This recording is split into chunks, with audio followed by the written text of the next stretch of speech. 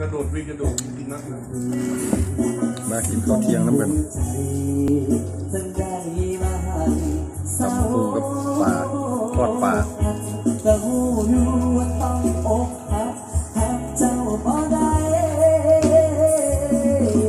ิดเป็นดินบ้านผสมฟ้าเกิดเป็นหมาบ้านผสมเจ้าเกิดจังใดไอ้กับแค่เขามันจะมันหอมมันบอกก็เป็นไอ้ผมควันเนี่ยฮะก็เป็นไอ้ผมควันเนี่ยไอ้มันจะของเยอะเนี่ยมันหอมแล้วมันหอมจะบอกแม่นผมนี่พี่น้องนี่แหละตลอดเป็นกินขาขาดแล้วคุณต้องบอกโอ้ยลุยนะก็สีล่ะคนละอย่างว่ะใกล้ๆกันแล้วบอสคอยอยู่ผู้เงินเขาเจ้าอยู่โพสีบ้านต่อกันนั่นแหละ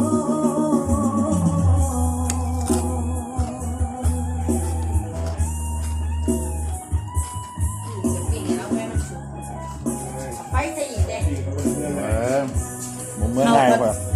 นี่ในหน่อยนึกเข่าก็ได้โอ้กินเบิ้ลมันกับ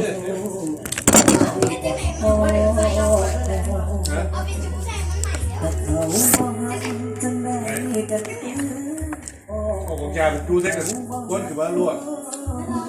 บ่ได้เด้ไม่กินเบิ้ลเนี่ยผู้ใดเลี้ยงไว้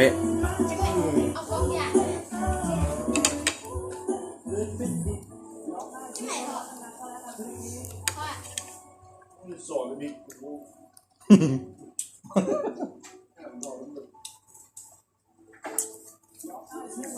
ขอไปได้รู้ไปว่าดีไปสั่นไปทำอะไรบ้างไปของมงสั่นได้หลายโมได้หลายเป็นสาวอีกเมื่อมีป้าเป็นสาวเอ้าถึงมงเมื่อช่วยคำอะไรวะเราสร้างมันโดยเฉพาะแล้วมึงเมื่อไงหรอนี่ยังสาวเบียร์เล็กน้อยเขาขึ้นกันไปคือนี่ก็4-5 คนก็อยู่ห้างดูคุ้มงามโอ้ยตอนจะเป็นสาวงามกันเลย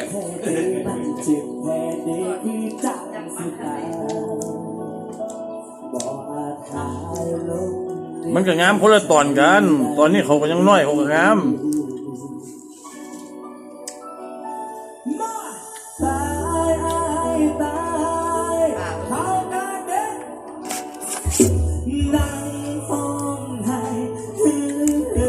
ตอนเขาออกมาเขาบอกว่าบอกเขาเลยเขาบอกจะเมื่อคืนเลยคุณมันนี่เด้ว่าสิพากันไปสวนกันไม่กินปิ้งปลาน้ำเจ้าเลยเราหรือว่าเขาไปส่งเขาว่ารถคันนึงก็จอดอยู่ทั้งนั้นเลยเขาขี่เหือเมื่อแล้ววันนี้เขาดีขี่รถลงมาเอารถอีกแล้วแบบนี้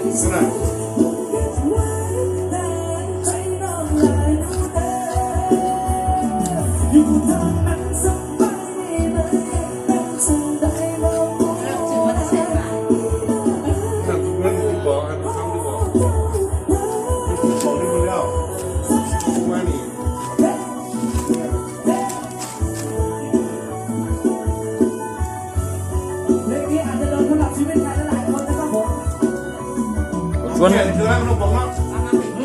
เดี๋ยวแล้วมัน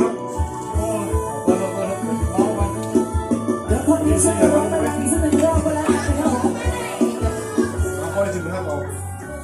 แล้วหามันเอาไปทำก่อนมันเกี่ยวมาก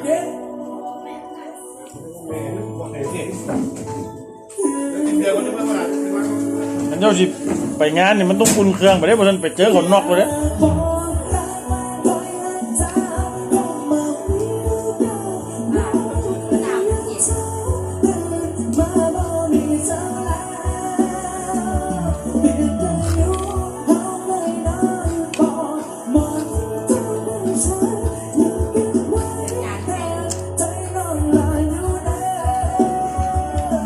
นี่ครับ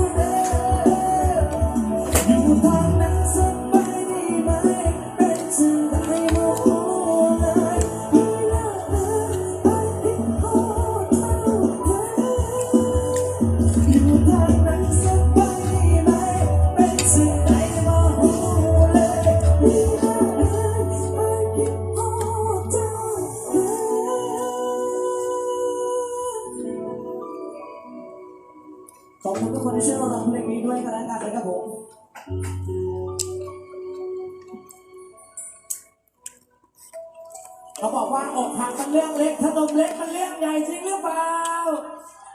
โอ้ยเชื่อผมคิดการกับเพื่อนเลยเรื่องนี้เป็นยังสุภาพบุรุษหน้าตาดี คอยแยกเขาแล้วผมน้ำจะเศร้าแล้ว ครับ ระวังเกี่ยวเด้อ เฮ้มันเป็นผลงานเพลงใหม่ๆจากคุณได้อภิวัตที่1บทเพลงก็แล้วกันนะครับผมเธอไอ้ละไม่น้องนะสิมีใจให้อายได้มาหน่อย บุญที่บ่มักรอบัดนี้มันก็บ่มักแน่เนาะกินหน้ามาแล้วเดี๋ยวบ่มัก ได้บอกไอ้สิขอเจ้าเป็นแฟน ใจกับใจเด้อ โยกไปโยกไปพาไปเดินไปบนฟ้า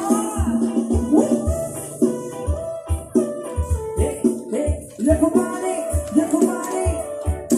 one two three go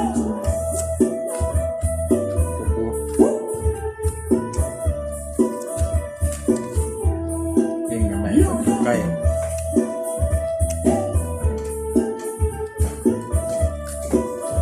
โยกได้นะ เมื่อกวนอยู่แถวที่ฐานบอกว่าปักอยู่ใกล้ถึงมองเขาที่เลือกกันนั่นจนเสื่อม ได้ของเชื่อที่บอกตัวนึงได้10 ลูกตัวที่2 8 ลูก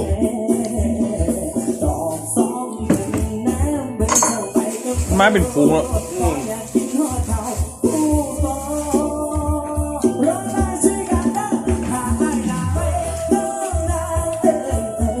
ตัวใหญ่สุดมันซ้ำเดียวกับป่านี่ ถ้าคนที่กินตัวใหญ่เขาถือว่ารุ่นนี้ บอลใหญ่สุ ซึ ด มกันน่ะ ใหญ่สุดมันซ้ำเดียว ซ้ำมันน่ะซ้ำตัวนั่นแหละตัวนั้นกินนั่นแหละปลานี่แหละ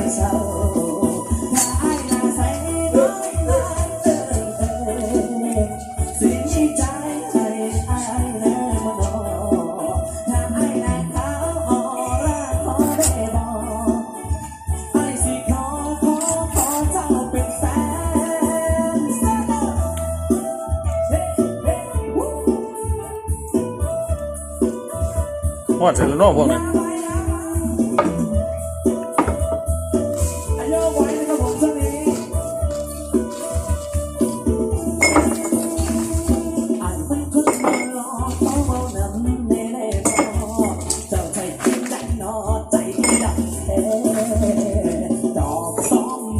คือนี่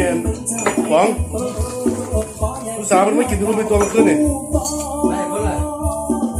ถามคนที่บอกเป็นรู้จัก3 ครั้งแล้ว สาวไม่ใช่ พอหาปลาเลยซ้ายไปหาปลาแล้วมันโลนึง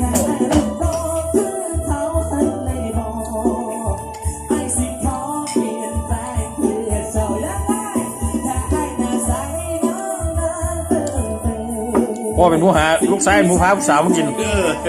คักหลาย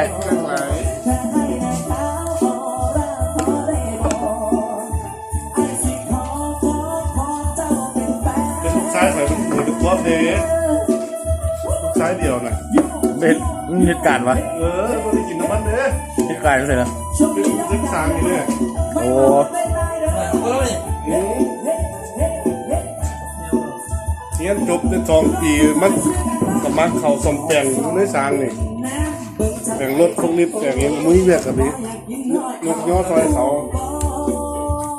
2-3 ปีเลย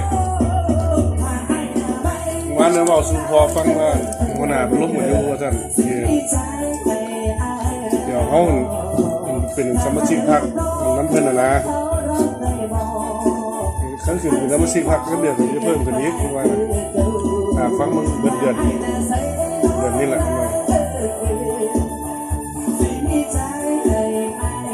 หัวหน้ามันก็เอ็ดภาพมันจะจากเอ็ดภาพบอกเอ็ดภาพที่จอมเทียบนี่นะ ต้นหลายผมไม่ได้อยู่บ้านดุนข่อยหูหูจักไห้ได้ต่อยคนก็หาก็กลับไปบ้านนี่ เอ้า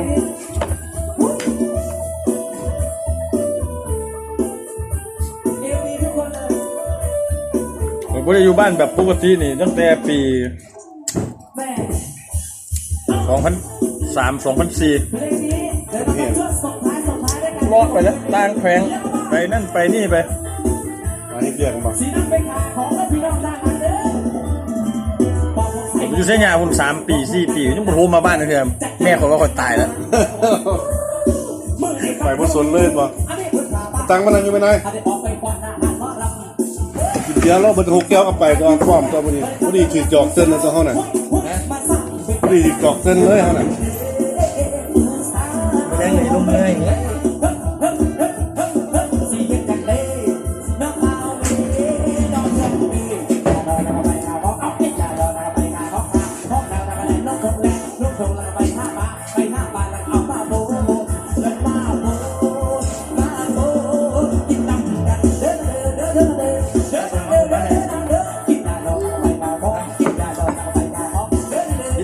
เนี่ยแล้วก็ซื้อนี่ไป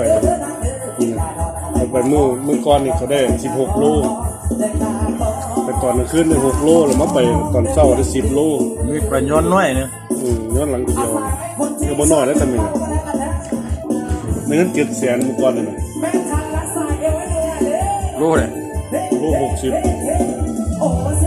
มันถึงก็อยู่มองเดียวหันมีกล้องกวนไต่ไฟหลังมาตอมมันดิสันหา เจ็บเลย ขายแล้ว5 โลแกะใครเขาห่างแล้วมัน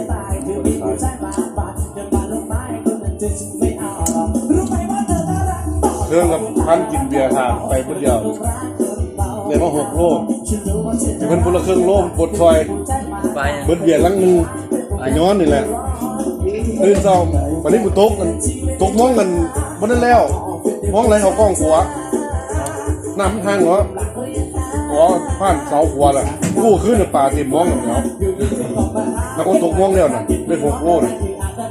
กูไว้ใกล้กูติดจับดันย่านกูไฟกูเสียแล้วดันลุกขึ้นมาตื่นเช้ามา4 โมงครึ่งลุกไปผมเหมือนติดไว้10 โล11 โลมันแหละ เอาอะไรบ้างเนี่ยล่ะ ไหลเรื่องขัวลงมาวันนี้กูไหลอยู่สันฐานหน้ามันเที่ยงอีกนะ เดี๋ยวไว้เท่านี้ก็แล้วกันนะคลิปนี้ ซ่อ เนาะ อยู่นะ เดี๋ยวสิถ่ายคลิปใหม่ให้ดูเนาะ ผมไปผมมันตื่นอยู่ผมสวนกับตื่นน่ะอยู่บงกันแอดโซ่ออกมาแต่เพียงนี้นึงน่ะ